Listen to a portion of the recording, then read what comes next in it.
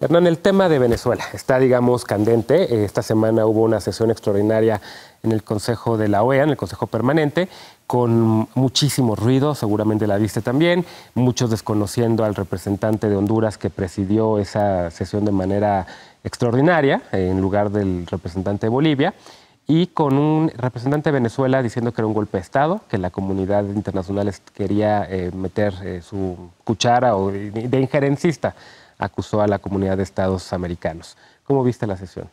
Bueno, la sesión lamentable, digamos, pareciera que la propia situación de Venezuela se traslada, que la misma confusión y caos de las instituciones venezolanas se están exportando a la OEA. Sí, creo que fue... Ya al mismo tiempo revivió la OEA, ¿no? Y al mismo tiempo revivió la OEA. Ahora, desde el año pasado que Almagro está intentando activar la Carta Democrática y expulsar a Venezuela de la organización. Una medida extrema que quién sabe qué tan útil sería, que se ha aplicado solamente en 2 o 3 ocasiones, con Cuba y con Honduras, y que él quisiera, y si por él fuera, lo hubiera hecho en Venezuela, pero no tiene la mayoría y los apoyos que ha logrado concertar Venezuela en la región gracias a los petrodólares y Petrocaribe en concreto, pues le ha hecho tener apoyo de muchos países que no, digamos, votarían a favor de una resolución de este tipo. Claro. Ahora, esta sesión se dio por el hecho de un poco las imágenes que estamos viendo en la pantalla, una crisis política, económica y social que está aumentando. La semana pasada hubo ¿tú dirías que un golpe de Estado o un rompimiento del orden constitucional? Que es, digamos, uno de los temas que trató de definir la comunidad internacional por el hecho de que un tribunal, el Tribunal Supremo venezolano, desapareció de la Asamblea Nacional. Casi siempre las acusaciones de golpe de Estado son más retóricas que reales. También en Brasil se habló de un golpe de Estado. A mí no me gusta el término porque me parece que está más... Se instaló, es un término que se instaló en los 70, 80 en América Latina y que implicaba en un cuadro muy distinto, de una ruptura violenta, donde se suplanta, digamos, suelen abolir los poderes constitucionales. Aquí las cosas son más sutiles, quizás son golpes blandos los que se viven hoy en América Latina, una ruptura del orden constitucional. Pero te voy a decir de dónde yo veo el origen de los problemas, digamos. En diciembre de 2015, el régimen de Maduro perdió la mayoría en el legislativo y lo perdió por mucho. Es decir, más de 2/3 de la mayoría que tenía los perdió. Y a partir de ese momento, pues Venezuela se enfrenta a una nueva realidad en la que tendría que lidiar con un poder, digamos, dominado por la oposición, que refleja, digamos, el balance de fuerzas en la sociedad, no otra cosa.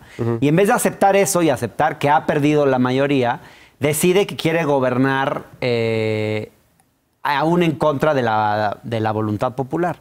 Y esto marca una diferencia muy grande con el régimen que encabezó Chávez. Es decir, Chávez ganó más de 10 elecciones, todas con una muy amplia mayoría, y sí, ciertamente se comportó como un presidente hegemónico, y él y su partido, pero tenía el respaldo de las mayorías. Entonces algunos cuestionaban si su régimen era democrático o no, pero siempre estaba ahí claramente el hecho de que era un régimen que tenía la mayoría en la sociedad. Con Maduro ya no es así. Y sin embargo, el gobierno de Maduro quiere seguir gobernando sin esa mayoría, gracias a que domina el poder judicial. Entonces, lo que ha hecho durante todos estos 2 años ya el Poder Judicial dominado por el régimen, es obstaculizar todas y cada una de las decisiones del Poder Legislativo. Se han abolido más leyes en 1 año en Venezuela que en los 200 años anteriores. Es decir, es una cosa impresionante. El propio presupuesto en algún momento lo llegó a votar el Tribunal Superior de Justicia.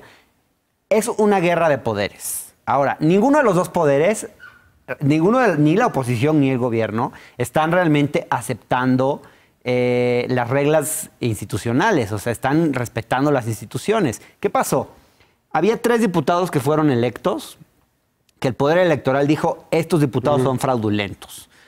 Entonces, a partir de ese momento dice, no pueden tomar posesión. ¿Qué pasa? La asamblea dominada por la mayoría dice, no, no es cierto, no son, estos 3 diputados no son fraudulentos y les da posesión. Entonces, está desacatando una decisión del Poder Judicial. Entonces, ahí empiezan un poco los problemas. Entonces, ¿qué pasa?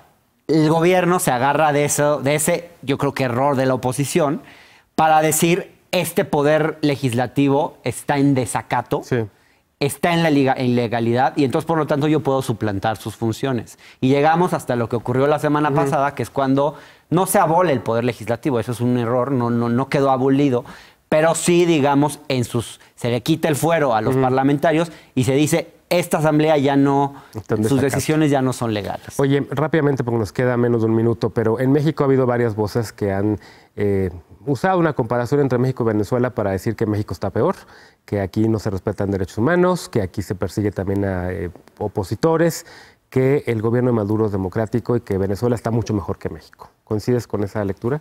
No me parecen comparaciones muy felices. Ciertamente México tiene problemas de derechos humanos, Venezuela también, es decir, y además que se han agravado en los últimos años. Creo que la forma en la que se han perseguido opositores es un gran error del régimen de Maduro, que creo que Chávez no había hecho y probablemente no hubiera hecho de esa forma. La forma en que se persiguen periodistas también. Es decir, competir en quién está peor me parece que tiene poco sentido.